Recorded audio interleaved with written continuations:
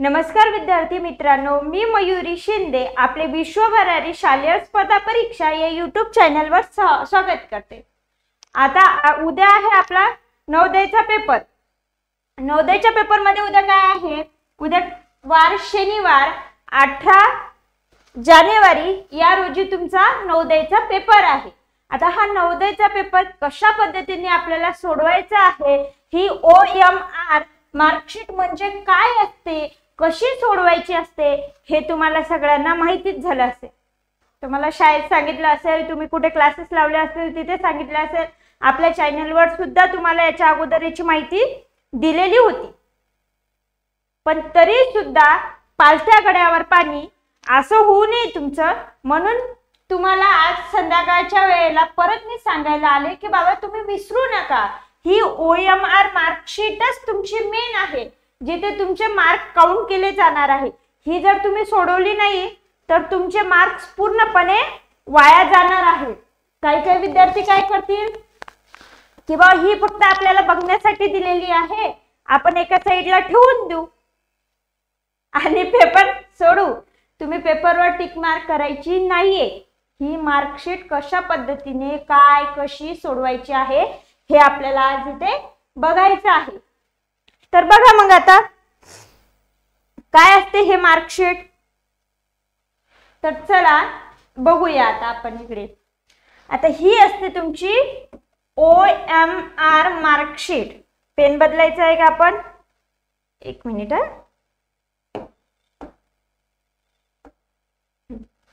दोन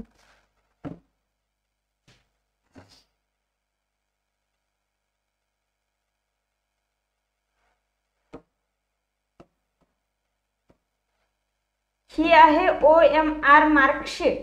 तर याच्यामध्ये तुम्हाला काय करायचं आहे, ही मार्कशीट तुम्हाला जेव्हा मिळेल तेव्हा तुम्हाला काय करायचं आहे, इथे अभ्यर्थी का नाम म्हणजे विद्यार्थीचं नाव लिहायचं आहे। तुमचं नाव जे असेल तुमच्या हॉल तिकीटवर ते नाव तुम्हाला इथे लिहायचं आहे।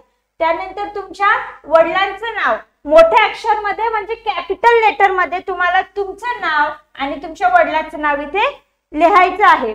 त्यानंतर आहे प्रश्नपत्रिकेचा क्रमांक। तुम्हाला जी प्रश्नपत्रिका दिली जाईल त्याचा क्रमांक तुम्हाला इथे टाकायचा आहे। जसं तुमच्या प्रश्नपत्रिकेचा क्रमांक आहे 0 1 2 3 4 5 आणि 6 अशा पद्धतीचा तुमचा प्रश्नपत्रिकेचा क्रमांक असेल। मग त्याला काय करायचंय, खालच्या ठिकाणामध्ये याला 0 पहिल्या याच्यामध्ये 0 आहे म्हणून 0 ला, दुसऱ्या याच्यामध्ये 1 आहे म्हणून 1 ला असं काय करायचं आहे, राऊंड करत चालायचं आहे। मग इथे पेन कोणतं वापरायचं आहे तुम्हाला, काळा किंवा निळा ब्लॅक पेन वापरायचा आहे, बॉल पेन तो पण। जेल पेन वापरायचा आहे का नाही, झाला इथे। मग हे अनुक्रमणिका आहे, इथे काय टाकायचं आहे तुमचा रोल नंबर, जो तुमच्या हॉल तिकीटवर रोल नंबर दिलेला आहे तो रोल नंबर तुम्हाला इथे टाकायचा आहे। त्याला सुद्धा याच पद्धतीने जसं पहिल्या रकान्यात 9 असेल तुमचं तर इथे 9 लाच राऊंड करायचं आहे। त्यानंतर इकडच्या साइडला आहे, हे तुम्हाला सगळे अशा पद्धतीने मार्कशीट भरायची आहे। त्यानंतर आला तुमचा क्वेश्चन क्रमांक 1। आता प्रश्नपत्रिका जी आहे त्याच्यावर तुम्ही जे प्रश्न वाचणार आहे तिथे प्रश्न पहिल्यापासून सुरुवात करायचा। असे तब्बल तुम्हाला 80 क्वेश्चन आहेत। किती? 80 क्वेश्चन तुम्हाला तिथे सोडवायचे आहेत। झाले पूर्ण प्रश्न तुमचे सोडून झाले। जे उत्तर असेल जसं 17चं उत्तर असेल B, 35चं उत्तर असेल C, असं त्याला राऊंड करत चालायचं आहे। कोणत्या पेननी? ब्लॅक किंवा ब्ल्यू बॉल पेननी। त्यानंतर झाले या पद्धतीने तुम्ही तुमचे आन्सर नोट डाऊन केले। तिथे तुम्हाला सर सांगतील तिथे तुमची साइन मारायची आहे आणि त्यानंतर घ्या। आता ही झाली मार्कशीटची माहिती। ही मार्कशीटची माहिती इथली भरायचं चुकायचं नाही, ही माहिती व्यवस्थितरित्याच तुम्हाला तिथे काय करायचं आहे, भरायची आहे। म्हणून तुम्हाला हा व्हिडिओ इतक्या उशिरा मी सांगत आहे, कारण की तुम्हाला जर आज सकाळी सांगितलं असतं, काल सांगितलं असतं किंवा तुमची हॉल तिकीट आले तेव्हापासून सांगितलं असतं तर तुमच्या डोक्यावरून निघून गेलं असतं। म्हणून आपण आता काय केलेलं आहे, पेपरला जायच्या काही तासा अगोदरच तुम्हाला ही माहिती देत आहोत। नंतर आता ही माहिती तुमच्या प्रश्नपत्रिकेच्या पहिल्या पेजवर असते. ही काळजीपूर्वक तुम्हाला काय करायचं आहे, काळजीपूर्वक म्हणजे काळजीपूर्वकच वाचायची आहे. मग काय असते रे ही माहिती त्याच्यावर, चला तुम्हाला वाचण्यात उद्याच्या पेपरमध्ये वाचण्यात थोडं सोपं जावं, वेळ वाचावं आणि लक्षात यावं म्हणून ही माहिती मी तुम्हाला इथे वाचून दाखवते. ते तुम्ही काय करायचं आहे, उद्या गेल्या पहिले अगोदर याच्यात वाचायचे आहे. कारण की मी एखादा पॉइंट तिथे घेतला नसेल तर तरी तुम्हाला वाचताना कळायला पाहिजे की ही काळजी आपल्याला पेपर सोडवताना घ्यायची आहे. मग एक स्वतंत्र OMR उत्तरपत्रिका तुम्हाला दिल्या जाईल. उमेदवारांनी OMR उत्तरपत्रिकेवर योग्य ठिकाणी उत्तरे दर्शवणे आवश्यक आहे. आता तुम्हाला पाहिजे त्या योग्य ठिकाणी उत्तरे दर्शवणे म्हणजे 13चं उत्तर C असं दर्शवणे बंधनकारक आहे. त्यानंतर आहे OMR शीटवर लिहिण्यासाठी फक्त निळ्या किंवा काळ्या बॉलपेनचा वापर करावा. बघा इथे निळ्या किंवा काळ्या बॉलपेनचाच वापर करायचा आहे. तुमच्या हॉल तिकीटच्या मागे ही सगळी माहिती लिहिलेली आहे. वाटेल तर अजून सुद्धा वाचून काढा. त्यानंतर उमेदवाराने स्वतःचे बॉल पॉइंट पेन आणावे, पेन्सिल वापरण्यास सक्त मनाई आहे. आता काहींना काय सवय असते बघ, आपण अगोदर काय करू, पेन्सिलने सगळ्याला मार्किंग करून घेऊ की पहिल्याचं उत्तर A आहे, मग याला पेन्सिलने मी राऊंड करेल. नंतर मग पेपर द्यायच्या टाइमला मग पटापट वाटलंच तर उत्तर चुकीचं असेल तर मला खोडता येईल. नाही, असं करायचं आहे का, नाही. तिथे तुम्हाला पेनच यूज करायचा आहे. जर तुम्ही पेन्सिल वापरली तर ते उत्तर तुमचं ग्राह्य धरलं जाईल का, नाही. डायरेक्ट समिती काय करेल, नवोदय समिती पेपर चेक करताना तुम्ही पेन्सिलने उत्तर करेक्ट जरी असेल तर त्याला डायरेक्ट काय करेल, रॉंग कर. कळलं ना.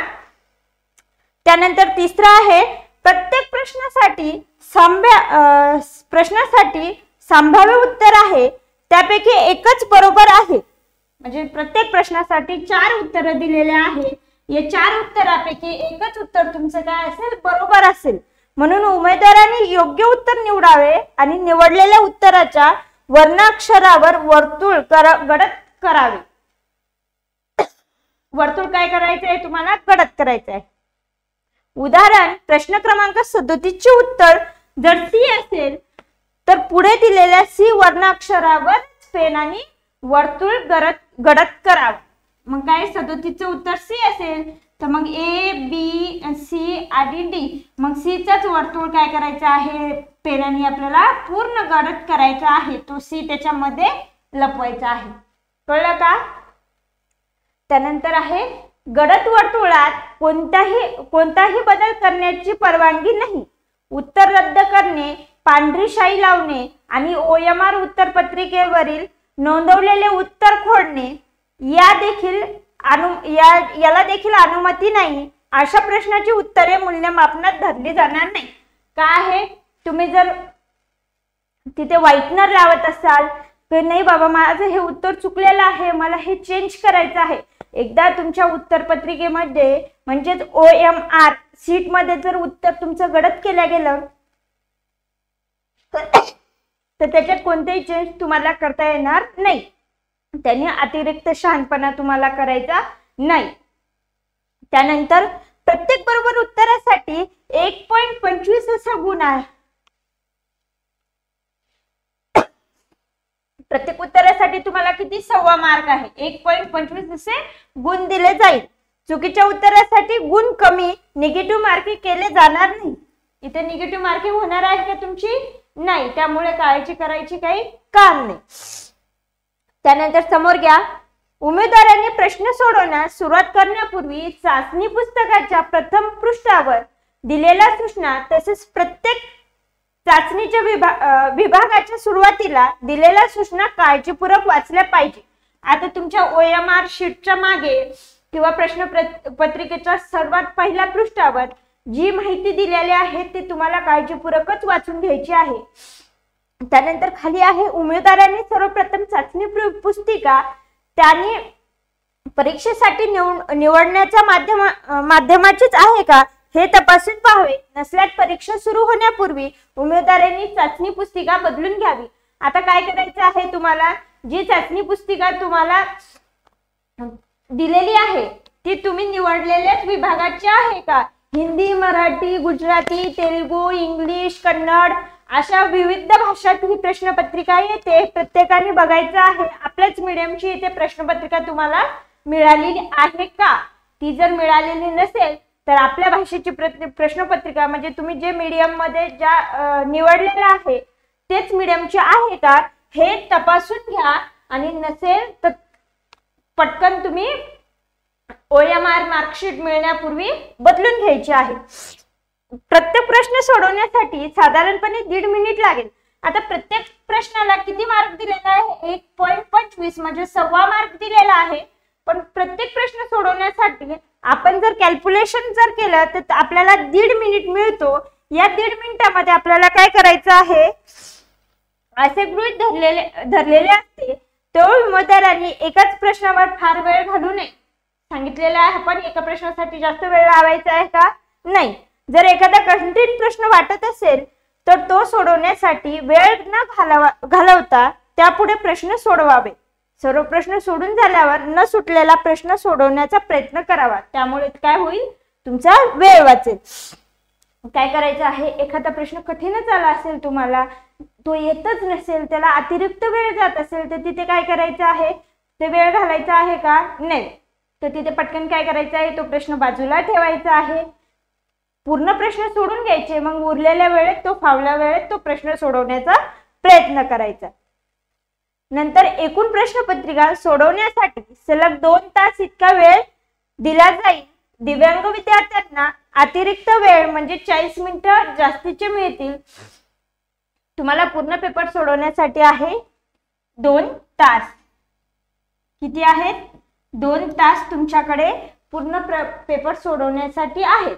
या 2 तासामध्ये तुमचा पूर्ण पेपर सोडून होतो. आपण इथे आपल्या चॅनल वरती हे क्वेश्चन असे 2 तासापर्यंत सोडून घेतलेले आहेत प्रत्येक प्रश्नपत्रिका. आणि जे दिव्यांग म्हणजे अपंग अशी मुलं असतात त्यांना व्यतिरिक्त 40 मिनिटं तुम्हाला जादा दिले जातात. मग त्यांना काय असतं? 2 तास 40 मिनिट हा अपंग विद्यार्थ्यांना दिलेला पेपरसाठी वेळ असतो. कारण की त्यांना त्यांच्या थोडस बुद्धी क्षमतेमध्ये, हातामध्ये, पायामध्ये कुठंतरी फॉल्ट असतो, त्यांना वेळ लागतो. म्हणून या मुलांना जास्त वेळ दिला जातो. तुम्ही जर असे असाल, तुमच्या जर हातात पायात कुठे काही दिव्यांग असतील, तुम्ही काही फॉल्ट असेल तर त्यांना सांगायचं तुम्हाला 40 मिनिटं व्यतिरिक्त वेळ देतात ते तुम्हाला. त्यानंतर प्रवेश पत्रात ठरवण्यासाठी तिन्ही चाचणीमध्ये स्वतंत्रपणे उत्तीर्ण होणे आवश्यक असल्याने एका चाचणीवर फार वेळ खर्च न करता एकंदर वेळेची विभागणी स्वतःच्या मंजुरीनुसार करण्याची मुभा उमेदवाराला आहे. आता काय करायचं आहे? तुम्हाला 2 तासाचा पेपर एकदमच हातात देतात. तुम्हाला तिथे विचार करायचा आहे की आपल्याला 3 पेपरसाठी किती वेळ कोणत्या पेपरसाठी द्यायचा आहे. मग तुम्ही भाषेचा सोपा पेपर आहे तो कमीत कमी वेळ सोडून उरलेला फावला वेळ गणितासाठी देऊ शकता. असंही करू शकता. तुम्हाला त्याचं पूर्णपणे स्वातंत्र्य आहे. असं काही नाही की तुम्हाला या वेळेमध्ये हा पेपर झालाच पाहिजे. त्यामुळे कसाही वेळ द्या पण 2 तासामध्ये हा पेपर तुमचा झालाच पाहिजे. त्यानंतर दर 30-30 मिनिटांनी बेल वाजून तुम्हाला वेळेची सूचना तिथे दिली जाते की बा आता तुम्ही 11ला तुम्हाला पेपरला जायचं आहे. 11ला पेपरला तुम्ही आतमध्ये गेले, 11:30ला इथे तुमचा पेपर चालू होणार आहे. 11:30ला पेपर चालू झाल्यानंतर दर अर्ध्या तासाने म्हणजे 11:30ला पेपर चालू केला 12ला, त्यानंतर 12:30ला असं 1:30 पर्यंत तुम्हाला 4 टोले बेलचे दिले जातील. जेणेकरून तुम्हाला कळेल की आता बाबा अर्धा तास झालेला आहे, पेपरची लिमिट एवढी राहिलेली आहे, एवढा वेळ आपल्याकडे आहे. त्याचे गणित तुम्ही जुळून तुमचा पेपर सोडू शकता. चला, कळाल्या तुम्हाला सगळ्या सूचना की आपल्याला काय करायचं आहे, कसं करायचं आहे. त्यानंतर सर्वात महत्त्वाची सूचना आहे योग्य प्रवेश पत्र दाखवल्याशिवाय उमेदवाराला परीक्षागृहात प्रवेश मिळणार नाही. उमेदवारांनी त्यांच्यासाठी नेमून दिलेल्या परीक्षागृहात किंवा वर्गातच सकाळी 11 वाजताच्या आत स्थानापन्न व्हावे. उशिरा पोहोचणाऱ्यांना प्रवेश नाकारला जाईल. परीक्षेसाठीचा नियोजित कालावधी संपेपर्यंत कोणालाही परीक्षागृहाबाहेर सोडता येणार नाही. मग काय करायचं आहे, तुम्हाला एकदा परीक्षागृहामध्ये म्हणजे ज्या क्लासमध्ये तुमचा नंबर आलेला आहे त्या क्लासमध्ये जाऊन बसण्यासाठी किती वाजता करेक्ट तुम्हाला 11 वाजता तिथे हजर व्हायचं आहे परीक्षागृहामध्ये. तिथे आतमध्ये जाण्यापूर्वी तुम्हाला पाण्याची बॉटल, पेन, जे काही न्यायचं असेल साहित्य ते तुम्ही अगोदरच घेऊन जाणे. आणि हो, घरून निघण्या अगोदर मोठ्यांचा आशीर्वाद घ्या आणि पेपरला चांगला फ्रेश माइंडने जा. सकाळी लवकर उठा, थोडंफार वाचन करा, पोटभर जेवण करा. त्यानंतर तुम्ही परीक्षा केंद्रावर किती वाजता पोहोचायला हव्या, 11ला तुम्हाला आत जायचं म्हणजे तुम्ही 10 वाजता परीक्षा केंद्रावर जाणे. पाण्याची बॉटल, डब्बा जे काही तुम्हाला सोबत न्यायचं आहे ते सोबत घेऊन जाणे. आणि हो, सर्वात महत्वाचं म्हणजे तुमचं प्रवेश पत्र आणि ब्लॅक बॉल पेन ह्या 2 गोष्टी नियमाने सोबत घेऊन जाणे. कारण की याशिवाय तुम्ही पेपर सोडू शकाल का? नाही. काही घाबरायचं नाही, काही जास्त दडपण आणायचं नाही. आता हा व्हिडिओ पाहणं झाला ना, मस्त गपगुमानी मस्त खायचं प्यायचं, नीट झोपायचं, रात्रीला झोप पूर्ण करायची, सकाळी फ्रेश माइंडने उठून 10ला काय करायचं आहे, पेपरला जायचं आहे. आणि परीक्षागृहामध्ये 11 वाजता जायचं. त्यानंतर 11:30ला म्हणजे 11:30ला तुमचा इथे पेपर चालू होईल. आरामात पेपर सोडवा. आता पेपरसाठी तुम्हाला बेस्ट ऑफ लक.